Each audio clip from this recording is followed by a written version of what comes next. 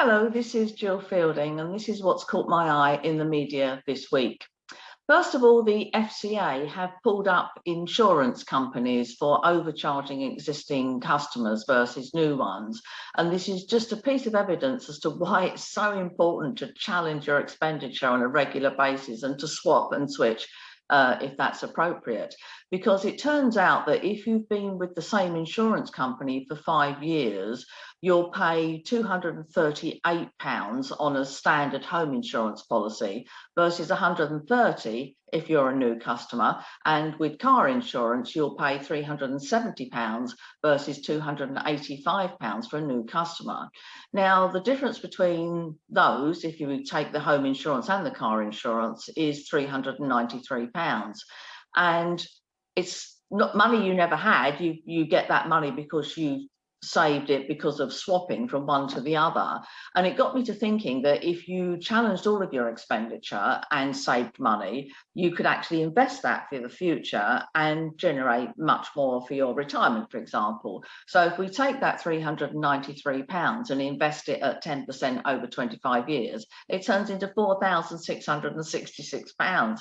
Now that's amazing, isn't it? And it just goes to show why it's so important to challenge and how much money it gives you, because that wasn't your money in the first place. You were just going to spend it on an insurance policy, but it's money that you've been able to save and plant as an investment seed for the future. And just imagine if we challenged everything, not just insurance, we challenged utility bills and so on, how much money you'd be able to accumulate for the future just by going onto the internet and maybe making a couple of phone calls.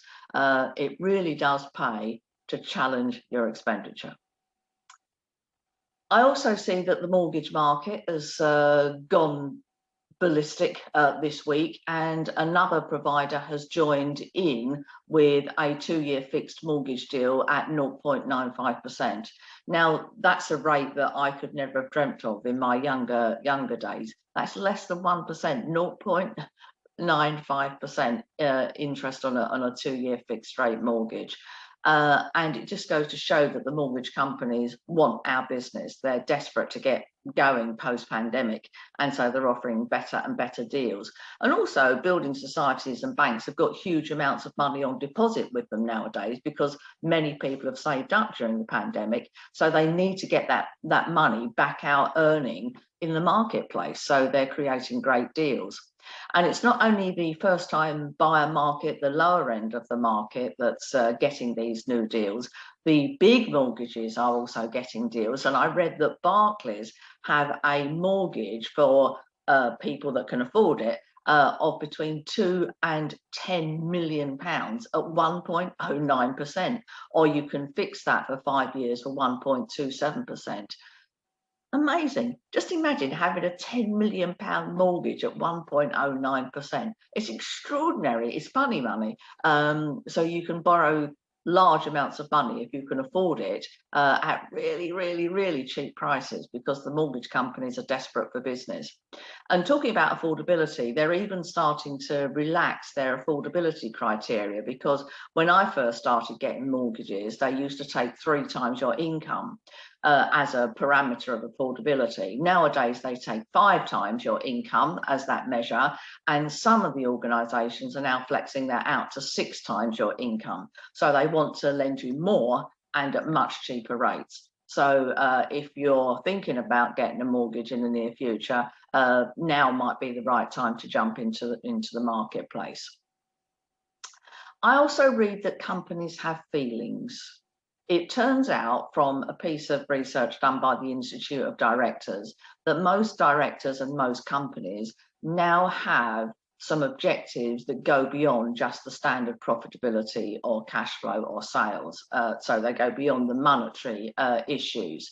And apparently 90% of directors believe that companies should have a mission, a purpose in life, for something else to do other than just profitability.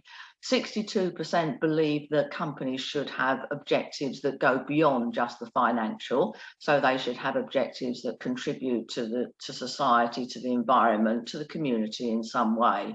And nearly 50% of directors feel that companies should be helping to solve society's issues. Now that's quite extraordinary, isn't it? And quite a move from, you know, the last generation where a company's objectives were purely to sell a product or service and to generate a return for its shareholders. And nowadays it has a much wider remit in terms of the community, the environment and so on. And of course, the cynic in me would say, well, of course, they have to do that, don't they? Because as informed customers nowadays, we are looking to buy our products or services from companies that are environmentally friendly and do have a social conscience and do look at the world at large in terms of employment of slave labour, for example. And my youngest daughter will only ever buy clothes from businesses that reuse materials, so they recycle materials. And because this is now a choice for a customer to be able to buy from a socially aware organisation, organisations have had to embrace that, and bless them now, so they all have a purpose and a mission and a conscience. So companies have feelings too. Finally, I read a headline which caught my eye in the press this week, and it said, reopening of indoor hospitality fails to boost football. Now, I'm a huge football fan, so I immediately started to read the article, and I read right to the bottom, and there was no mention of football in it at all. So I went back to the headline to see that it didn't say it needs to boost football. It said, reopening of indoor hospitality fails to boost football. But in my football obsessed brain, I had read football as football.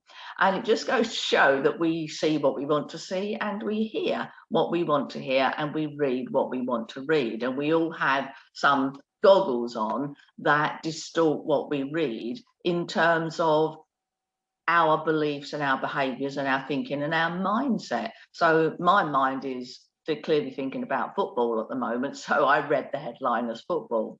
And it got me to thinking that we all read and see with a distorted lens, and we obviously see the things that we want to see, but we also look at things that are happening from a mindset and belief point of view. So, for example, let's look at the pandemic. Some people would look at the pandemic and say it's been, you know, a near-death disaster. And some people will look at the pandemic and say that it's given them huge opportunities. And we know that there's been more billionaires created during the pandemic than before. So clearly there is opportunity. The pandemic is still the pandemic. The situation, the circumstances are exactly the same, but how we perceive them as an individual depends on our attitude and our mindset. And some people will always view things positively, and some people will always view them negatively. And it turns out we have a choice. Circumstances are what they are, and they're the same for everybody. But some people choose to make that an optimistic view, and some people choose to make it a pessimistic view. So it occurs to me that if we have a choice, why don't we all just choose the optimistic view? The circumstances are still the same, but it'd make us all feel an awful lot better.